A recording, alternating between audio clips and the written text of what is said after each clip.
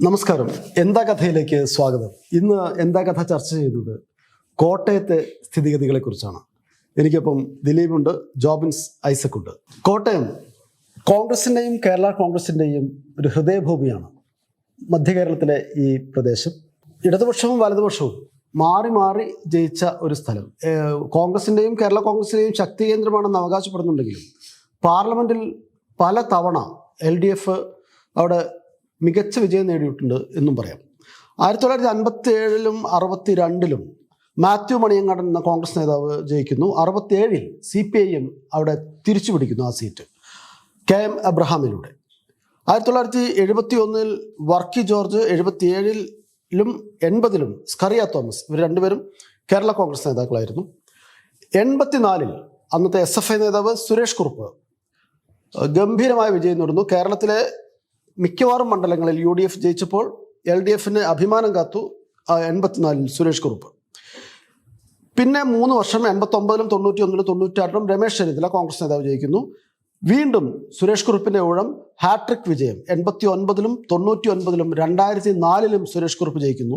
2009-ലും 2014-ലും 2019-ലും Thomas Chazhikadan 2019-ൽ UDF സ്ഥാനാർത്ഥിയാണ് ജയിച്ചത്. പക്ഷേ അദ്ദേഹം കേരള കോൺഗ്രസ് LDFിൽ ചേർന്നതോടെ അദ്ദേഹം ഇപ്പോൾ LDF സ്ഥാനാർത്ഥിയായി വീണ്ടും മത്സരിക്കുന്നു. നേരത്തെ LDFിൽ ഉണ്ടായിരുന്ന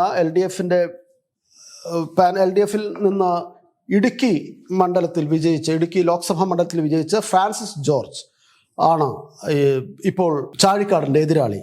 വളരെ ജനകീയ ബന്ധമുള്ള ചാഴിക്കാടന് ഈ മണ്ഡലങ്ങളിലുടനീളം വലിയ പിന്തുണ ലഭിക്കും എന്ന് തന്നെയാണ് ഇടതുമുന്നണി കരുതുന്നത്. എറണാകുളം ജില്ലയിലെ പിറവം, കോട്ടയം ജില്ലയിലെ പാലാ, കടുത്തുരുത്തി, വൈക്കം, ഏറ്റുമാനൂർ, കോട്ടയം, പുതുപ്പള്ളി മണ്ഡലങ്ങൾ. ഇതിൽ വൈക്കവും ഏറ്റുമാനൂരും മാത്രം LDFിനൊപ്പം, മറ്റു മണ്ഡലങ്ങൾ UDFിനൊപ്പം.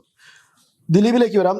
ദീർഘകാലം കോട്ടയം ജില്ലയിൽ പ്രവർത്തിച്ച് പരിചയമുള്ള മാധ്യമപ്രവർത്തകൻ ദിലീപ്, എങ്ങനെയാണ് അവിടുത്തെ ഒരു രാഷ്ട്രീയ സ്ഥിതി? പ്രത്യേകിച്ച് ചാഴിക്കാടനും ഫ്രാൻസിസ് ജോർജ് ഏറ്റുമുട്ടപ്പോൾ രണ്ടും കേരള കോൺഗ്രസിന്റെ രണ്ട് പക്ഷത്തുള്ളവർ. രണ്ട് രാഷ്ട്രീയ പൊതുവിൽ എല്ലാ മണ്ഡലങ്ങളിലും പോലെ തന്നെ രാഷ്ട്രീയമായിരിക്കും ഇത്തവണ കോട്ടയത്തെ ഗതി നിർണ്ണയിക്കുക എന്നുള്ളതാണ് എൻ്റെ അഭിപ്രായം. പൊതു രാഷ്ട്രീയം കൃത്യമായി അവിടെ ചർച്ച ചെയ്യപ്പെടുന്നുണ്ട്. അത് പ്രത്യേകിച്ച് ന്യൂനപക്ഷ വിഭാഗങ്ങൾ, ഏറ്റവും പ്രധാനമായി ക്രൈസ്തവ വിഭാഗം ബഹുഭൂരിപക്ഷം വരുന്ന ഒരു മണ്ഡലമാണ് ഈ പറയുന്ന കോട്ടയം. അതുകൊണ്ട് തന്നെ ഈ ദേശീയ രാഷ്ട്രീയത്തിലെ മണിപ്പൂർ അടക്കം അവിടെ വലിയ ചർച്ചയാണ്. പിന്നെ CAA ഇതെല്ലാം ഗതി നിർണ്ണയിക്കും എന്ന കാര്യത്തിൽ ഒരു തർക്കവും വേണ്ട.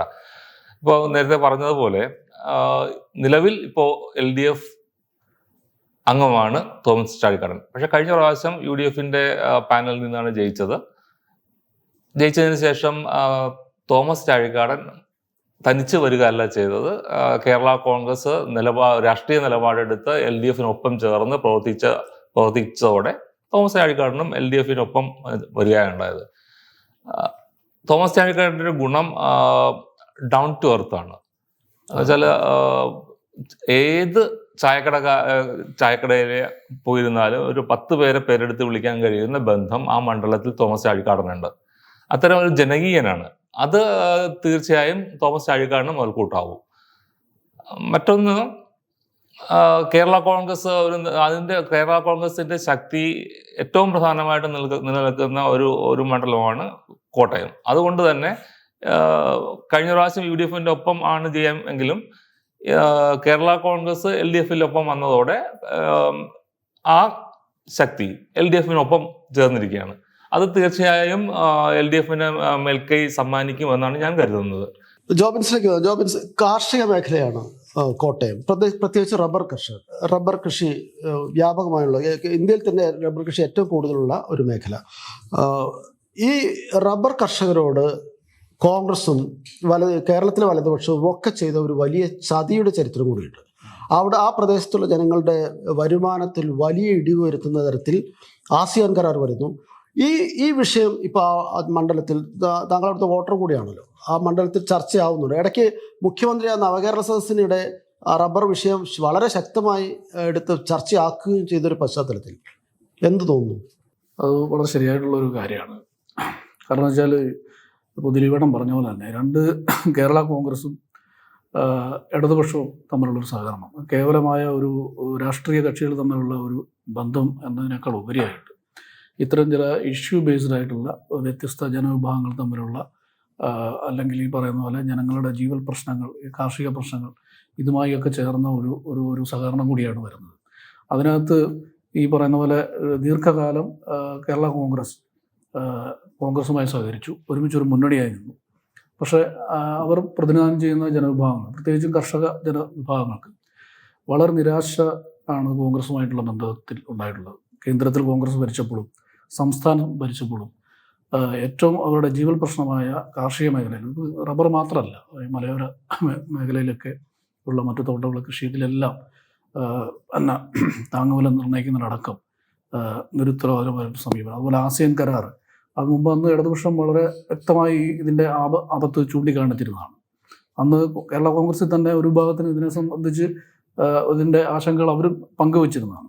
അപ്പോൾ ഇതിൻ്റെയൊക്കെ അനുഭവങ്ങൾ, ഇതിൻ്റെ തുടർച്ചയായിട്ടുള്ള ഈ കർഷകരോടുള്ള അവഗണന, അതുപോലെ തന്നെ ആ പ്രദേശത്തോടുള്ള അവഗണന, ആ ജനവിഭാഗങ്ങളോടുള്ള കോൺഗ്രസിൻ്റെ അവഗണന, ഇതിൻ്റെയൊക്കെ തുടർച്ചയായിട്ടാണ് വാസ്തവത്തിൽ ഒരു മുന്നണി സഹകരണം ഉണ്ടാകുന്നത്. അത് പെട്ടെന്നൊരു ഒരു രാഷ്ട്രീയ മാറ്റം, രണ്ട് കക്ഷികൾ തമ്മിൽ പെട്ടെന്ന് ഉണ്ടായതല്ല. അതിൽ അതൃപ്തിയുടേതായിട്ടുള്ള, അതുപോലെ തന്നെ പുതിയ കാലഘട്ടത്തോട് ഇടതുപക്ഷം, പ്രത്യേകിച്ച് കാർഷിക വിഷയങ്ങളിൽ ഇടതുപക്ഷത്തിൻ്റെ സമീപനങ്ങൾ, ആസിയൻ കരാറിനെ അന്ന് മുന്നറിയിപ്പ് നൽകിയിരുന്നത്, അത് യാഥാർത്ഥ്യമായി വരുന്നു. പിന്നെ സർക്കാർ അധികാരത്തിൽ വന്നപ്പോൾ എടുത്ത കർഷകരെ സഹായിക്കാനുള്ള ഇടപെടലുകൾ, അത് കേരള കോൺഗ്രസ് ആവശ്യപ്പെട്ട വിഷയങ്ങളിൽ വളരെ ക്രിയാത്മകമായ സമീപനങ്ങൾ, അതുപോലെ തന്നെ അവിടുത്തെ വിവിധ സംഘടനകൾ, മതസംഘടനകൾ, അതുപോലെ സാമുദായിക സംഘടനകൾ, അവരൊക്കെ മുന്നോട്ട് വെച്ചിട്ടുള്ള ഇതിന് അവരുടെ ജീവൽ പ്രശ്നങ്ങളെ സംബന്ധിച്ചുള്ള കാര്യങ്ങൾ, ഇതിനോട് വളരെ ക്രിയാത്മകമായ സമീപനം പ്രത്യേകിച്ച് പിണറായി സർക്കാർ സ്വീകരിക്കുന്നുണ്ട്. അപ്പം അതിൽ നിന്നൊക്കെ വരുന്ന മാനസികമായിട്ടുള്ള ഒരു പരിവർത്തനവും ഇപ്പൊ താങ്ങൂല 150 നമ്മൾ 150 10 രൂപ കൂട്ടി താങ്ങൂല. ഇത് ഈ ഒരു യാഥാർത്ഥ്യം അവർ ശരിയായിട്ട് വിലയിരുത്തുന്ന ഒരു സമൂഹമാണ്. അതുപോലെ തന്നെ പ്രത്യേകിച്ചും അവിടുത്തെ ക്രൈസ്തവരുടെ ഇടയിലുള്ള ഒരു ആശങ്ക, അപ്പോൾ ഒരു രാജ്യത്താകെ ക്രൈസ്തവർ വേട്ടയാടപ്പെടുന്നു. കഴിഞ്ഞ പീഡാനുഭവ കാലത്ത് ഈ ദുഃഖവെള്ളിയിലും ഈസ്റ്ററിലുമൊക്കെ അവരുടെ ഇടയിലെ ആരാധന വേളയിൽ മതമേലധ്യക്ഷന്മാരുടെ പ്രഭാഷണങ്ങളിലൊക്കെ വളരെ ആശങ്ക അവർ പങ്കുവച്ചിട്ടുണ്ട്. പലപ്പോഴായിട്ട് അവരുടെ ഇടയിലെ ഗാനങ്ങളും പ്രസിദ്ധീകരണങ്ങളൊക്കെ വന്നിട്ടുണ്ട്. അതിൽ കോൺഗ്രസിൻ്റെ കാലത്ത് തന്നെ ഇപ്പോൾ ഛത്തീസ്ഗഡിൽ കോൺഗ്രസ് ഭരിച്ചുകൊണ്ടിരുന്നപ്പോൾ ക്രൂരമായ ക്രൈസ്തവ വേട്ടയാണ്. അത് തിരിഞ്ഞു കയറാൻ പോലും തയ്യാറായിട്ടില്ല. ഒരു പക്ഷേ ഈ പറയുന്ന മൃദു ഹിന്ദുത്വ സമീപനം മുസ്ലിം ജനവിഭാഗങ്ങളോട് കാണിക്കുന്ന ഒരു പക്ഷേ അതിലും തീവ്രമായി പല സ്ഥലത്തും കോൺഗ്രസിൻ്റെ ഭാഗത്തുനിന്ന് ഉണ്ടായിട്ടുണ്ട്. അപ്പോൾ ഇതൊക്കെ വളരെ സത്യസന്ധമായി വിലയിരുത്തുകയും സ്റ്റാൻ സ്വാമിയോട് കാണിച്ചിട്ടുള്ള സമീപനം, അതൊക്കെ അവർക്ക് വളരെ മുൻപ് ഇത്തരം വിഷയങ്ങളിൽ അത്ര ഗൗരവത്തോടെ കാണാത്തവരിൽ പോലും സ്റ്റാൻ സ്വാമിയെ പെടുത്തിയ വിഷയം അറിയാമല്ലോ. അതിനകത്ത് അദ്ദേഹത്തിൻ്റെ കമ്പ്യൂട്ടറിൽ വരെ ഈ പറയുന്ന ചാര സോഫ്റ്റ്വെയർ കടത്തി പെടുത്തി. അപ്പോൾ ഇത് അത്തരം ഭരണകൂടത്തിൻ്റെ വേട്ടകൾ, അപ്പോൾ ഇത്തരം കാര്യങ്ങളൊക്കെ വിലയിരുത്തിയിട്ട് തന്നെയാണ് അവർ ചിന്തിക്കുന്നത്. ദിലീപിലേക്ക് തിരിച്ചു വരാം. ദിലീപിനോട് മറ്റൊരു ചോദ്യമാണ് ചോദിക്കാനുള്ളത്. പ്രത്യേകിച്ച് ഈ ക്രിസ്ത്യൻ മേഖലയിൽ BJP നടത്തി എന്ന് അവരവകാശപ്പെടുന്ന ഒരു കടന്നുകയറ്റമുണ്ട്. ഇവിടെ സ്ഥാനാർത്ഥി BDJSന്റെ തുഷാർ വെള്ളാപ്പള്ളിയാണ്. അപ്പോൾ തുഷാർ വെള്ളാപ്പള്ളി പ്രതിനിധാനം ചെയ്യുന്ന സമുദായം, അവരുടെ വോട്ട്, ഒപ്പം BJPയോട് സമീപകാലത്ത് അടുപ്പം കാണിച്ചു എന്ന് അവരവകാശപ്പെടുന്ന തരത്തിലുള്ള ക്രിസ്ത്യൻ വോട്ടുകൾ, ഇതിൻ്റെ രണ്ടിനും കൂടി ഒരു ഏകീകരണം അവിടെ BJPയുടെ വോട്ട് ശതമാനം വർദ്ധിക്കാൻ സഹായിക്കുന്നുണ്ടോ? തീർച്ചയായും അവർ ലക്ഷ്യമിടുന്നത് അത് തന്നെയാണ്.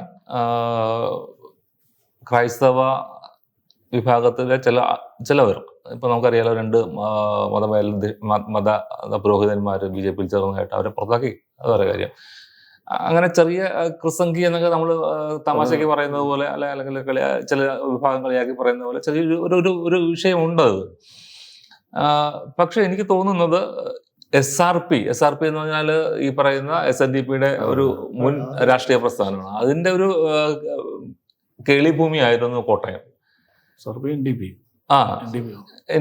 പക്ഷെ എനിക്ക് തോന്നുന്നു ഇപ്പോൾ എന്താ സംഭവിച്ചാൽ, സാമുദായിക സമവാക്യങ്ങൾ വരുമ്പോൾ അവിടെ ക്രൈസ്തവരും ഈഴവരും തമ്മിൽ അങ്ങനെ ഒരു ഏകീകരണം ഉണ്ടാവാൻ സാധ്യതയില്ല. അതെ, അതാണ് സത്യം. ശരിയാണ്. അപ്പോ ഈ പറയുന്ന രീതിയിൽ തുഷാർ വെള്ളാപ്പള്ളി നിന്നാൽ ഈഴവ വിഭാഗത്തിന്റെ ഒരു ശതമാനം വോട്ട് കിട്ടും, ഒപ്പം ക്രൈസ്തവരുടെ വോട്ട് കിട്ടും എന്നൊരു ലക്ഷ്യം തീർച്ചയായും പൊളിയാനാ സാധ്യത.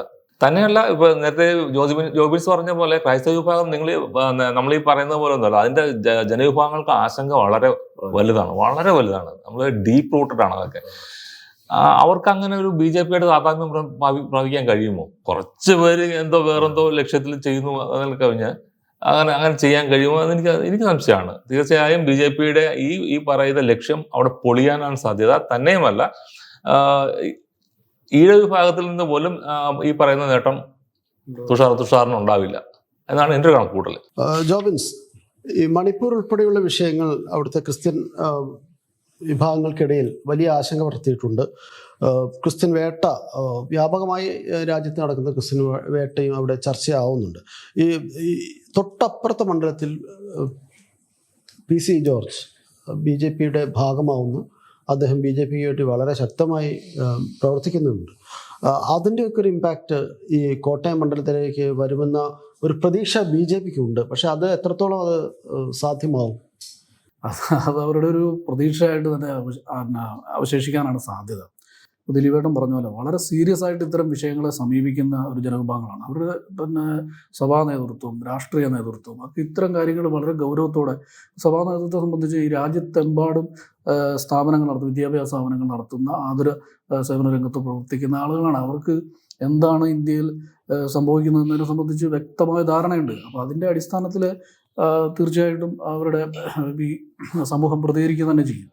അതിനകത്ത് ഈ പറയുന്ന സമൂഹ മാധ്യമങ്ങളിൽ ആരെങ്കിലും എന്തെങ്കിലും ഒരു വിദ്വേഷ രാഷ്ട്രീയം പറഞ്ഞതുകൊണ്ട് മാത്രം ഇതെല്ലാം തകർന്നടിയുമെന്നില്ല. അതിനകത്ത് അവരുടെ ഒരു ആശങ്ക, അത്തരം വിഷയങ്ങളിൽ കോൺഗ്രസ് അവർ എല്ലാ കാലത്തും വിശ്വസിച്ചിരുന്ന, അണിനിരന്നിരുന്ന, അവരുടെ എല്ലാ സംഭാവനകളും ചെയ്തിരുന്ന കോൺഗ്രസിൻ്റെ ഭാഗത്തുനിന്ന് ക്രിയാത്മകമായ ഒരു പ്രതികരണം ഉണ്ടായിട്ടുള്ളൂ. ഒരേ സമയം അവർ സംഘപരിവാറുമായി അല്ലെങ്കിൽ മൃദുഹിന്ദുത്വവുമായി സഹകരിക്കുന്നു. അതിനൊപ്പം തന്നെ ഈ പറയുന്ന SDPI-യുമായിട്ടുള്ള സഹകരണം, അതൊക്കെ അടുത്ത കാലത്തുണ്ടായ വിഷയം അവർ വളരെ ഗൗരവത്തോടുകൂടിയാണ് അവിടുത്തെ എല്ലാ സമൂഹങ്ങളും കാണുന്നത്.